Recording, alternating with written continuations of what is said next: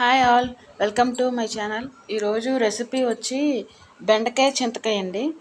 దానికి కావాల్సిన ఇంగ్రీడియంట్స్ వచ్చి ఉల్లిపాయ, పచ్చిమిర్చి, చింతకాయ అన్నీ రోట్లో నూరుకోవాలండి. బెండకాయలు ఆ సైజులో కోసుకుంటేనే కర్రీ టేస్ట్గా ఉంటుంది. ముందు ఆయిల్ వేసుకొని దాంట్లో జీరా, వెల్లుల్లిపాయ, కరివేపాకు, ఎండుమిరపకాయ వేసి బాగా మగ్గిన తర్వాత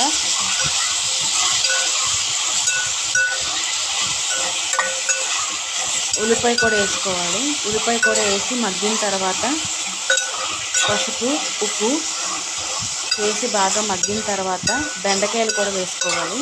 బెండకాయలు కూడా వేసుకుని బాగా మగ్గిన తర్వాత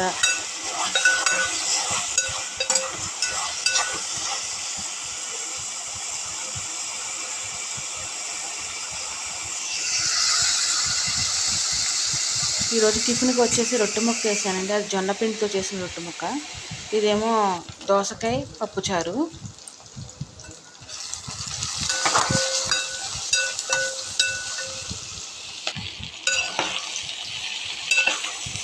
దీనికి మసాలా అంటూ ఏమి ఉండదండి.